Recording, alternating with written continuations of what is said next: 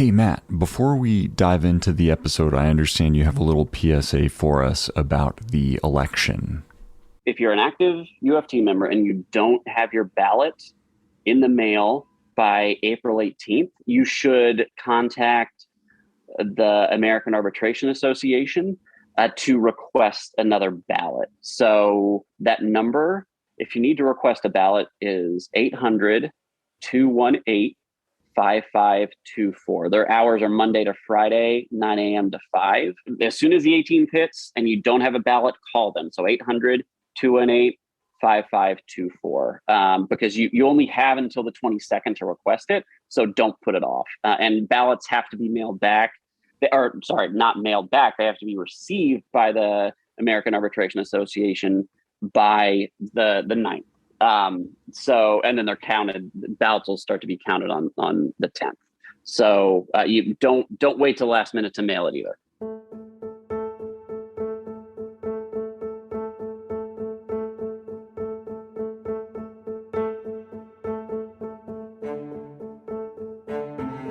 Hey, welcome back to Professional Development, the New York City Teacher Podcast.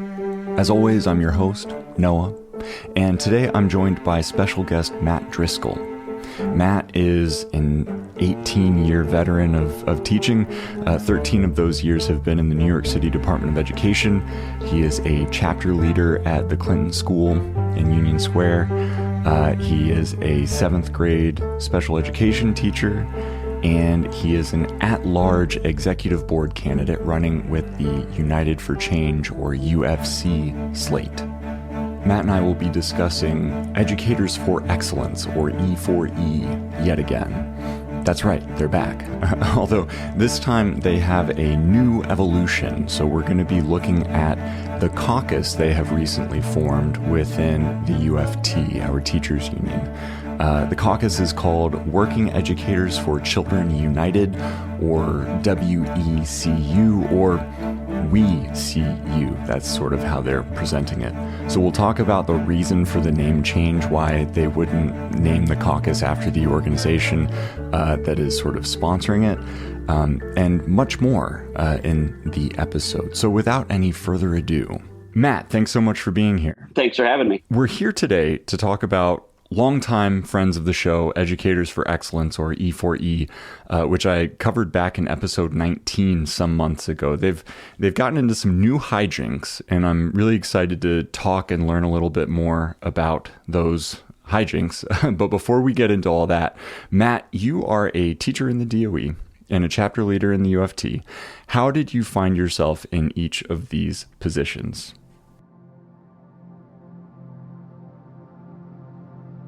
Right now, I'm in my 18th year teaching. I one of the relatively few that I know in New York that actually went to undergrad for education. It seems like so many people I work with here. It's like a lot of people decide to go through in grad school. But I'm originally from Indiana, and most people in Indiana who went into education did actually go through traditional undergrad ed school. So I went to Indiana University, graduated, and then decided to go back and get my master's right away in special education. So initially social studies. I got my master's in special education, and then taught in Indiana for 5 years. My wife and I decided we just needed to change the scenery, moved to New York, and I started teaching in New York in 2008. I worked at a school in East Harlem there, which gave me kind of my first dip into unionism. I had a really great chapter leader there, as a new teacher to the DOE, even though it was my 5th year teaching. Teaching in New York is a whole different beast than anywhere else in the country. And so it felt like first year again. And she was really supportive.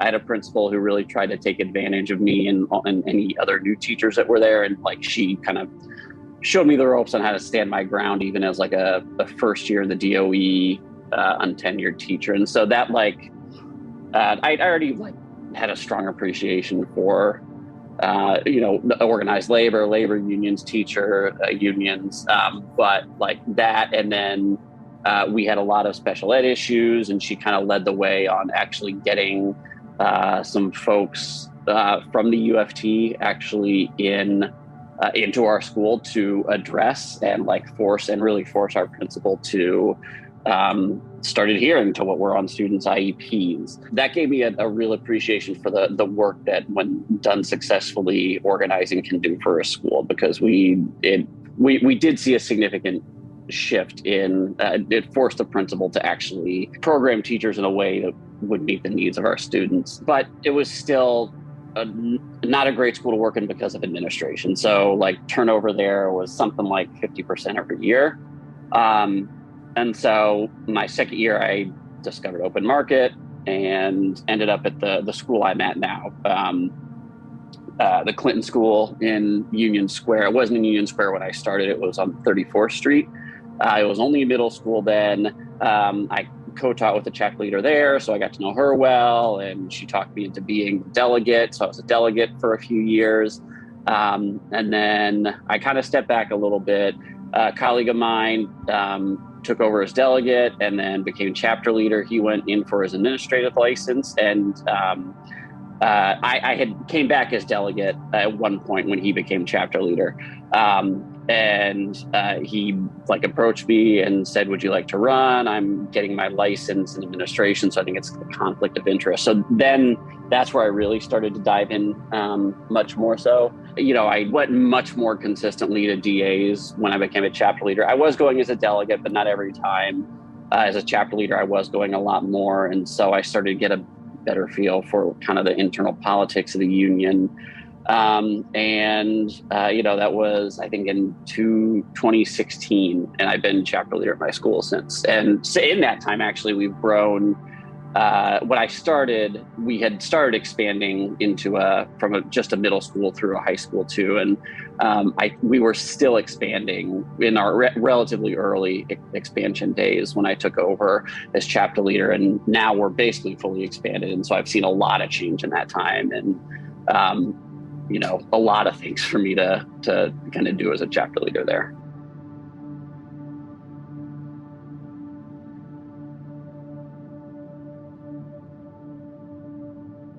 As I alluded to earlier, we're here to talk about E4E. And I thought they were sort of off the radar, not something I would be talking about for a while. But I just learned the other day while doing some research into the election that E4E has 6 candidates in the fray as part of a newly minted caucus, which is the W.E.C.U. or We.C.U. I'm wondering, what's with the new name? I have a feeling it's because Educators for Excellence doesn't have the greatest reputation in New York City, because we are, regardless of your caucus affiliation, we're all, everybody who's involved in the union believes in strong unionism, and E4E doesn't have that reputation. Their website does say that they believe in unions, but I don't know, when you support charters as much as they do and take money from, these large nonprofits, these charities like the Waltons that are all ed deform, what they call reform, but really ed deform. It's hard to believe that they're really that supportive of teachers' unions. Right. And so that's really why I think they probably have that name. Like in Chicago, I'm forgetting what the name is there, but there's a Chicago caucus too, right? Yeah, it's Change the Conversation. Okay, yeah. So it doesn't surprise me that, and Chicago's got a pretty strong union too. I'm in the Moore caucus, and our sister caucus in Chicago, CORE, is the one that actually took over 10 years ago, and so. I just don't think they'd be able to build themselves very successfully by going with Educators for Excellence, because I think a lot of people who are already involved in the union would be pretty skeptical of that. Right. So they might be hoping to gather some voters that they wouldn't be able to gather were they to present themselves as they are as E4E. Even with the name change, though, E4E/We.C.U was only able to gather up 6 candidates, meaning that they did not have the required minimum of 40 candidates to construct a slate, which means that people who open their ballot and only look at the first page and vote by slate will not see a We.C.U/E4E option. And so with all of the resources E4E has thrown behind establishing a network, I'm wondering how they came up so far short of the 40 candidates it takes to build a slate. Well, I think maybe that goes back to what you're asking. What we were talking before about was that like they don't really value unionism. If they did, they would. They've got the money behind them. So they just don't. And they like it. It also takes a certain level to, in my opinion, like to be able to make any sort of movement against a caucus like Unity at this point. You've got to have some grassroots, really some grassroots rank and file organizing. And as far as I can tell, E4E doesn't really know how to do that. They're, from what I know about them, they're very much kind of a top down. Perhaps it seems like maybe even worse than what Unity is. And I just don't know how you build from that. It just doesn't seem like when there's already a caucus that operates, top down. Are you going to suck people away from? Are you going to try and suck people away from them who are relatively happy with Unity? What are you going to do?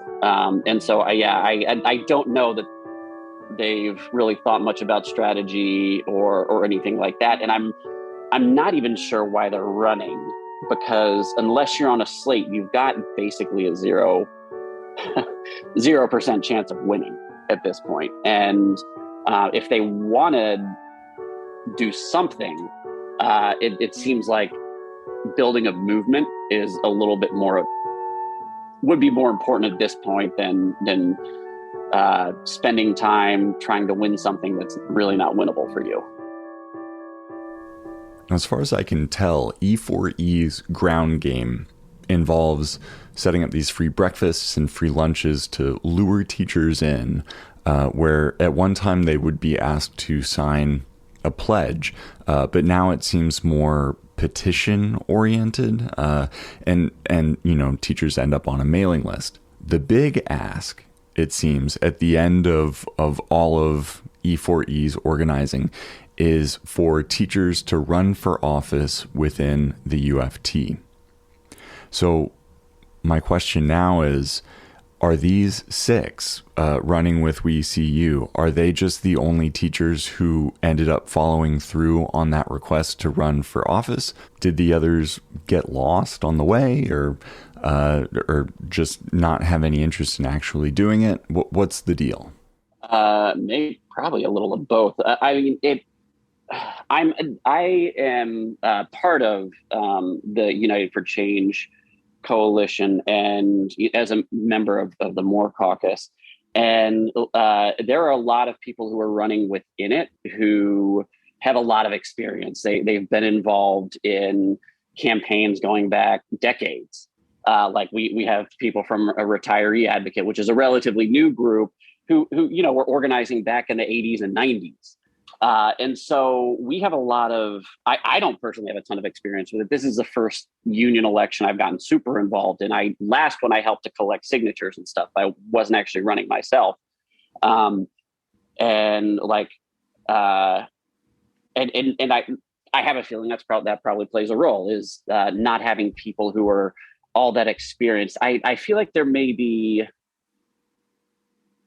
there might be one chapter leader who might have run in the past from E4E. I'm not too sure. Yeah, Michael Loeb's ran in the... Yeah, but like running as a single person is different than running as part of a group.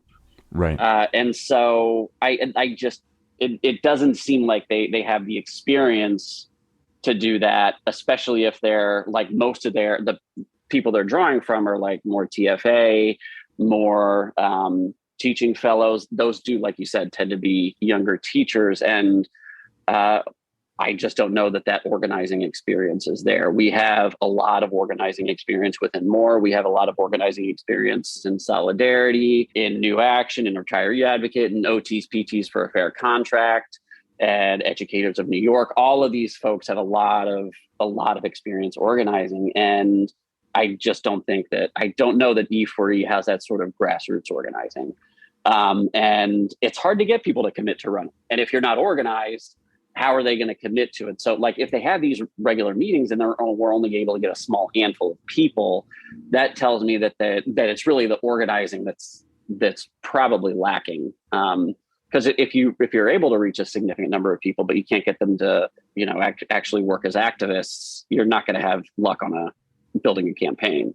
Right. E4E has a pretty substantial budget nationwide. They've got a lot of money coming in. And a lot of that money, if you look through their financial paperwork, a lot of that money is going to events. But you can't pay somebody to run in an election. No, you can't. You can't.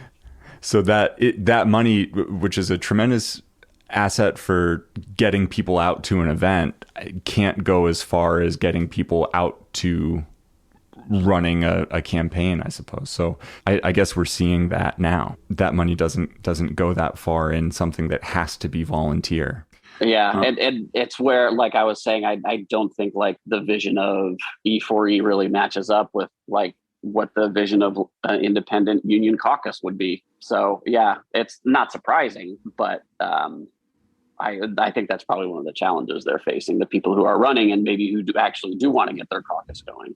Yeah, it's sort of like if you were to start a baseball team and you've got a bunch of people playing on your baseball team, but then one person on the team is like, hey, we really shouldn't be playing baseball. This should really be a bowling club. They're not going to perform all that well. They're probably not gonna they're not gonna get fielded very often if they just keep talking about bowling. And so when you have an anti-union group that's trying to sort of salt a union, but it's all volunteer, it's not a union busting operation where you can give someone a salary to talk people out of voting for unionization. Like I've been hearing about the union busters in the Amazon warehouse on Staten Island, who are like very easily identified. They're the folks wearing khakis and nice shoes and nice jackets who are working in the fulfillment center. In a UFT setting, you have to be a teacher to get in, or an educator, a union member, and you can't get paid to run. So how are you? It's kind of hard to union bust in a situation where you have to already be in the union. Yeah, and we have a well-established union. Got to give credit where credit is due in the post Janus world. The UFT, I took part in it in the Member Organizing Institute, where we did some door knocking and we talked to our fellow union members about, committing to staying in the union. And like, to our credit, everybody who worked on it, our union membership actually went up in that time. So we had like relatively few people who we had not an insignificant number of agency fee payers. Agency fee payers, for people who don't know, before Janus, if you didn't belong to the union, you still had to pay this agency fee, which was basically, it's like maybe a few cents or a dollar or two less than what union dues were for what the union did for negotiations and stuff. And so like from my understanding is most of those people switched to union members with a relatively small number. So our union membership is high. I think it was at maybe it's gone down, but I feel like it was like close to 99% or maybe even above 99%. It was really high. And it wasn't that high when, there were still agency fee payers. And so that sort of environment, that's going to be hard for a group like E4E, I think, to make much headway. Because I do think most members see the value in a union. I know there's some who don't, but the vast majority do. And so I feel like it's an uphill battle city like New York with the largest union local in the country.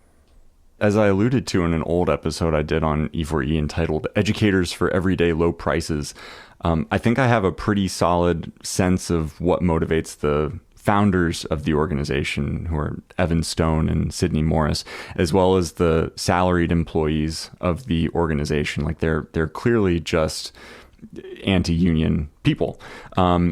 But then when it comes to Michael Loeb, I'm just completely baffled. I hear he's a really nice guy.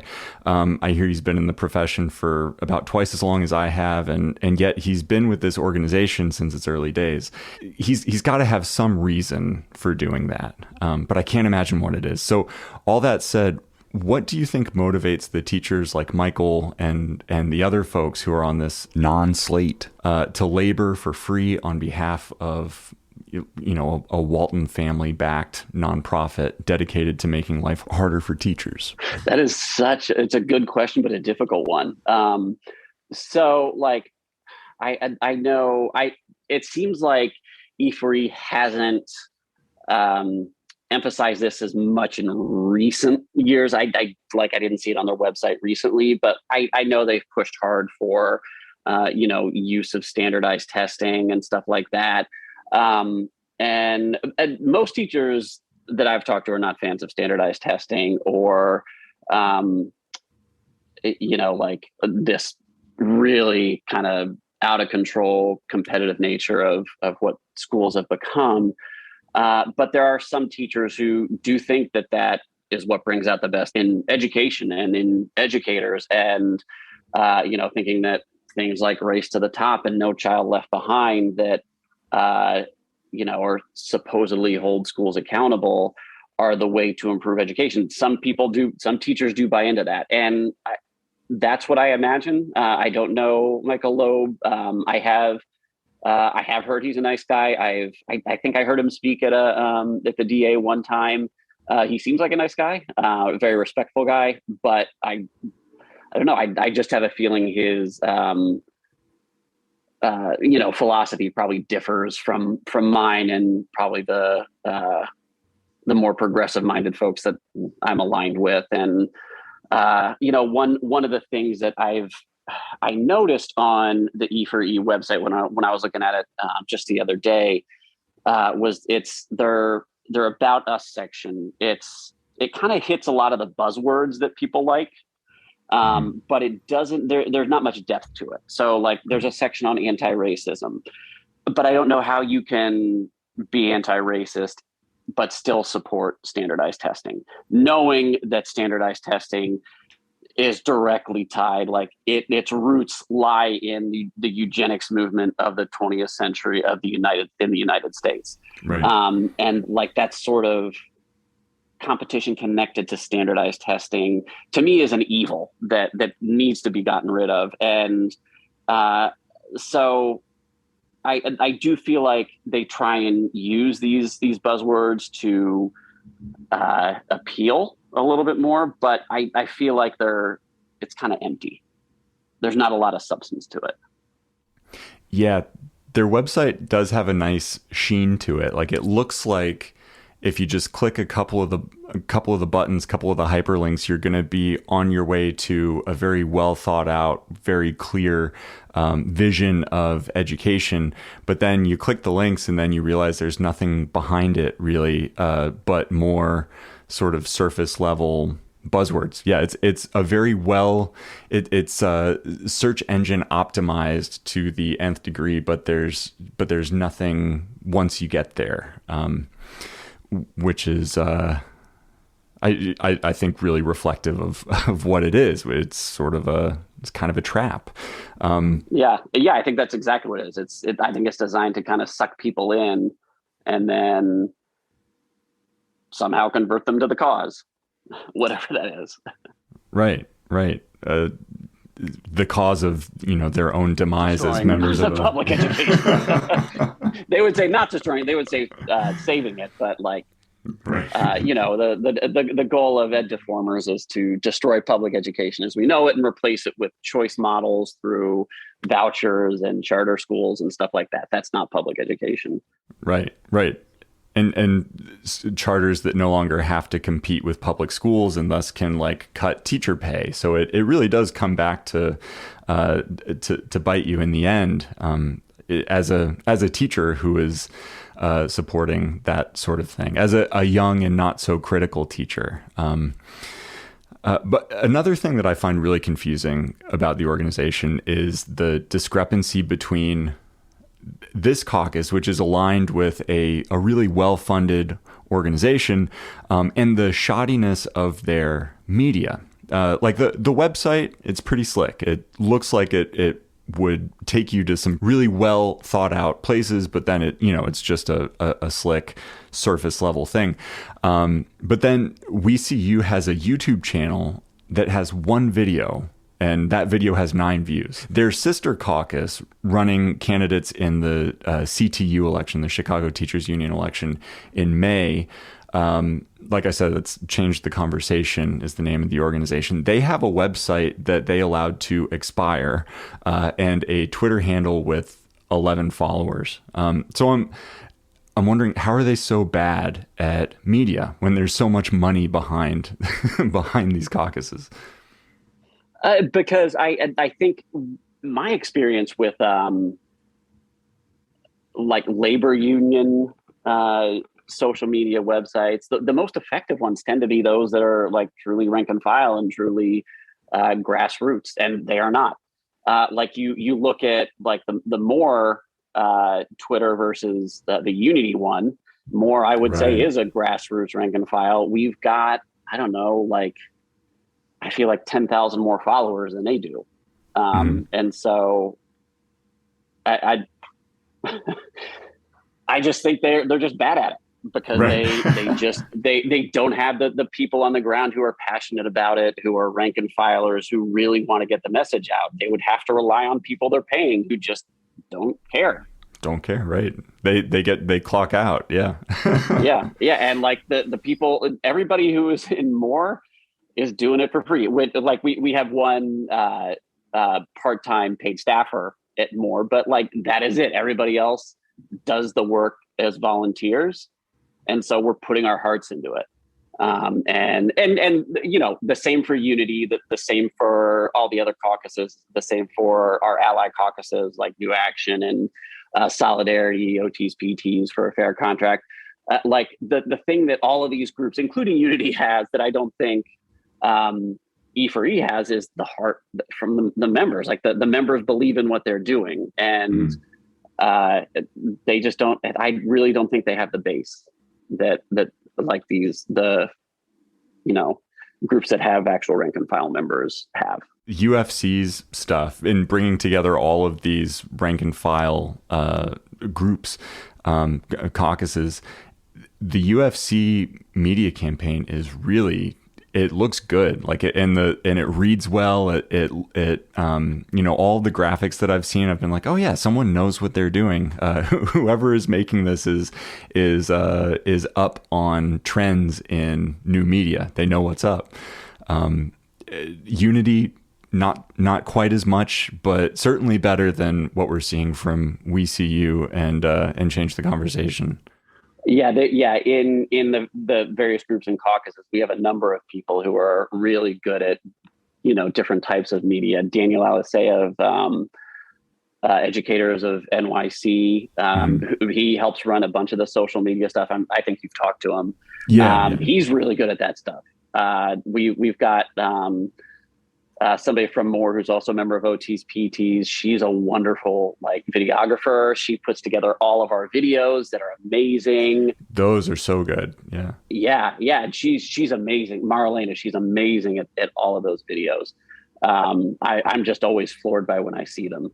And like all the caucuses, then Nick Bacon of New Action is like a really, really good blogger. His blogs have been on fire recently. Yeah. And so like we've just got members who are just really good at doing that stuff, and it's impressive.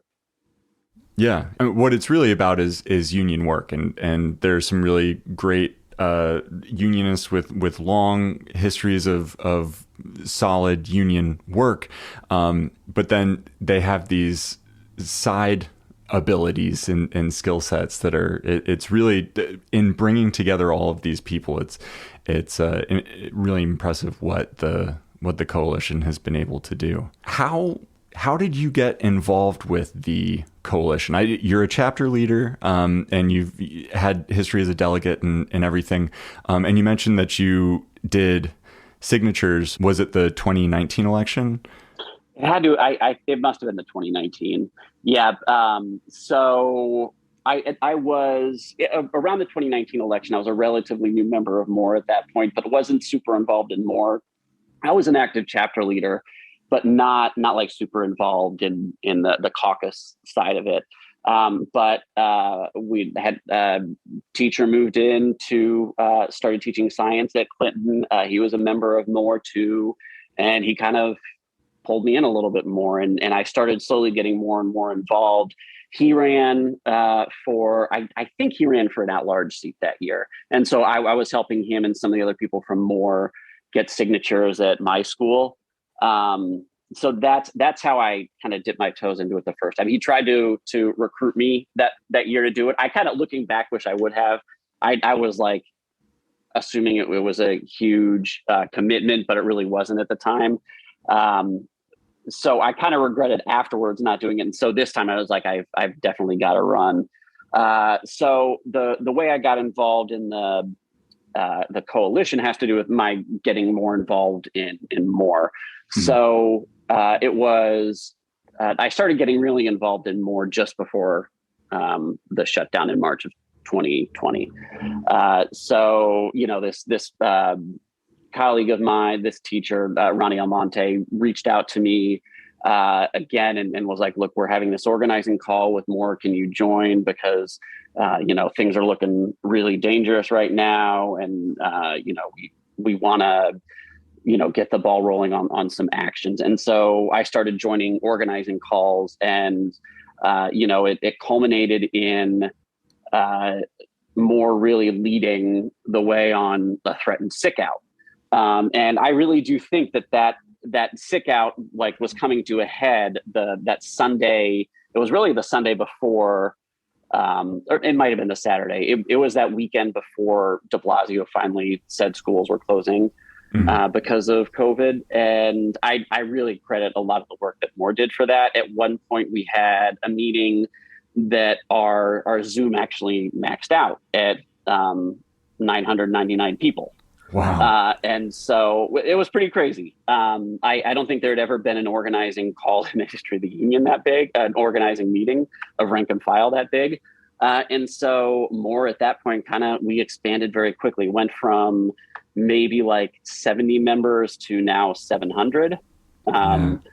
And so I started getting involved in MORE a lot more. I joined the health justice working group. Then I joined the Lower Manhattan activists, and then some. When it was time to start talking about the election, I just volunteered to be on the committee that would meet with the other slates, the other caucuses, because we had it was initially the three main caucuses, opposition caucuses, which are MORE, New Action, and Solidarity. There had been outreach between the three of those about forming a coalition.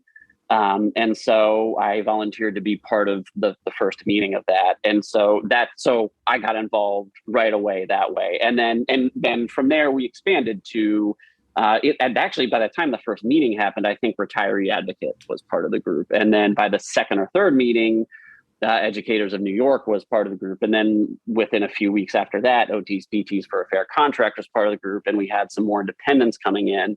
And so what was nice to see the way how the coalition grew was that there were people, people were a little bit nervous about can we handle growing rapidly? Is it going to be sustainable? But it was. And, there were bumps along the way.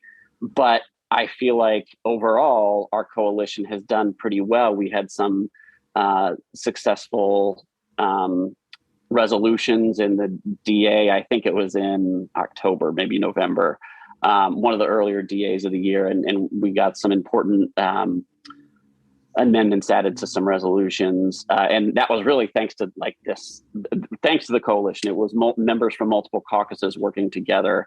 And so it was exciting to see that work. And I do hope that we can, regardless of what happens, that the allyship stays and we're still able to continue working together.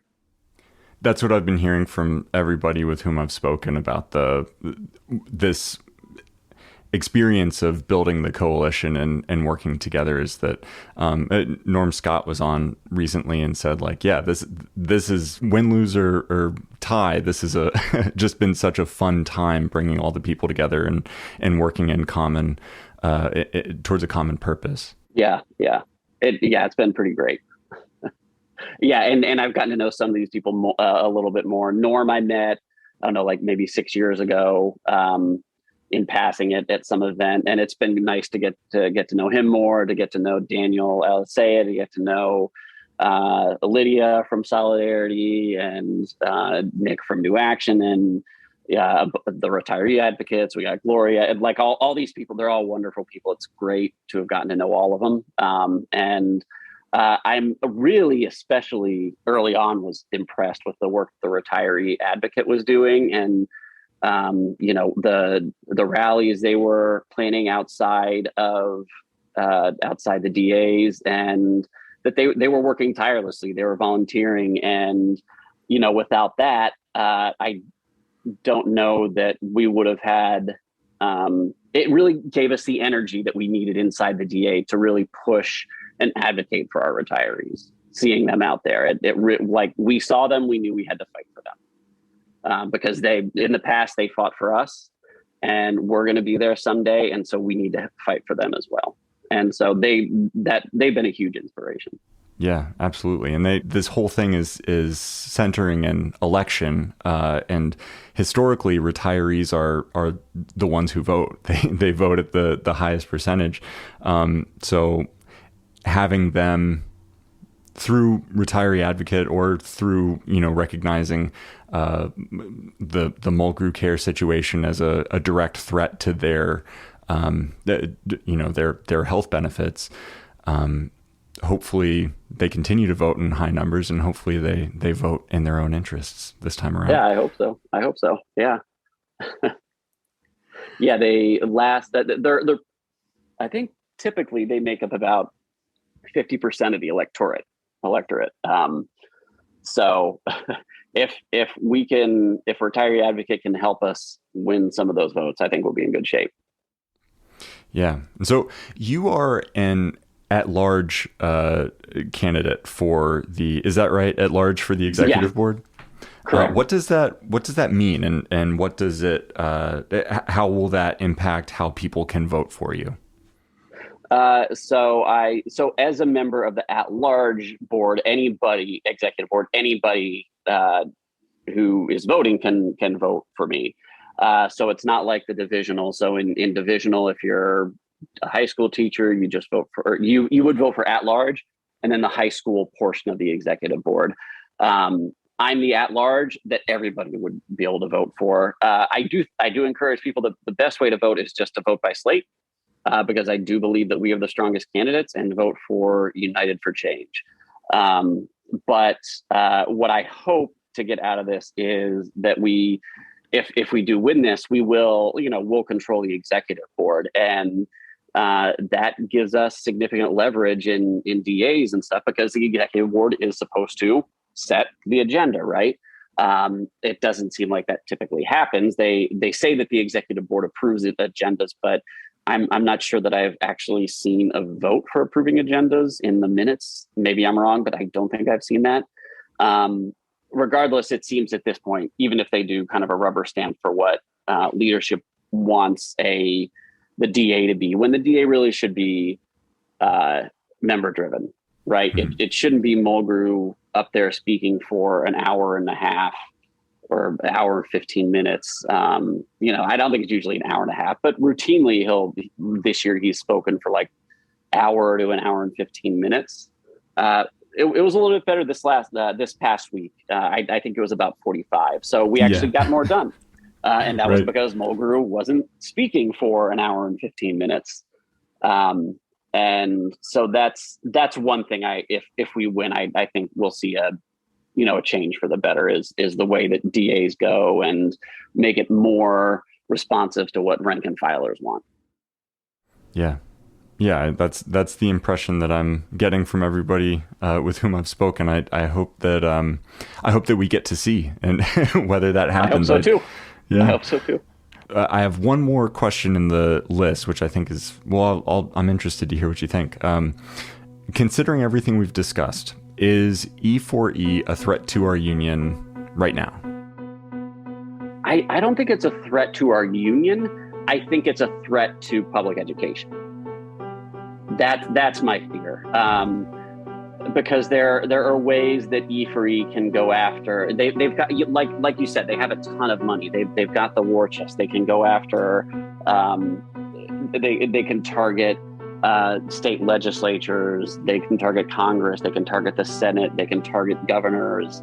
And they like money and lobbying can lead to the change we don't want to see. And so that's what I think. I don't think in the short term they pose much of a threat to the union. I think they pose a bigger threat to public education, which to me is more frightening. I like the union, like we are the union to a certain degree. We control our own future. We have more agency in how we move forward if we can do it right. If E4E comes after us, if we're organized, we can beat them back. But we don't control, and we shouldn't control, what happens, in the State House in D.C. That's something else, and so that takes a different level of organizing, where we would have to partner with parents, we'd have to partner with students, we have to partner with community organizations that we can ally with, and fight the privatization that E4E really wants. And I think that's harder because that takes more coordination. Not that I don't think it's possible. I think we can definitely do it, but it'll take, I think, more work, stopping E4E from getting kind of what they want passed legislatively or through executive orders or whatever. That I think is a tougher battle. Gotcha. So they have not yet undermined the union, but they continue to be an external threat. So at least we don't have them on both fronts yet. Yeah, I think they want to undermine the union. I just don't think they're successful at it. Not in New York. There's other places. Yeah, I think they'd be much more successful. I just don't think in New York, they haven't shown the organizational capacity to be able to do it. So I don't see them as much of a threat in New York. Now, nationwide, I think it's probably a different story, but not in New York, not in New York City, at least. Well, that is reassuring. Yeah. And part of it is just seeing like how kind of, it's not a nice word to use, but incompetent it feels within this election. Like I don't want to put down the people who are putting themselves out there and running. Like that takes something to do it, but like the organization as a whole, it doesn't seem to know how to do it. And so that's part of it is like, I don't think they know, not that they couldn't learn, but I don't know that that's their priority. I don't know that they actually care enough. I think they would rather focus on the what's going on in Albany or what's going on in DC or what's going on at City Hall than what's going on at 52 Broadway. Yeah.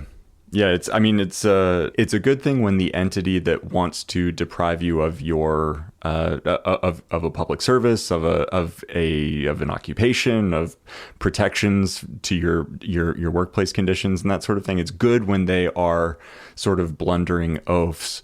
But with the amount of money that is in the organization, it seems like if they didn't want to be, then they wouldn't have to be blundering oafs as an organization. Well, I totally agree. Yeah, that's why I'm not super worried about the UFT, like them hurting the UFT at this point. I just don't think they have the organizational capacity to do it. Yeah. So good for now. Good. not saying that can't change, but like in the short term, I don't see it. Yeah, not in this election. No, definitely. Yeah, I don't see it happening in this election because like a handful of candidates scattered throughout the ballot who might be lucky if they get a couple hundred votes like that. That's not really a threat.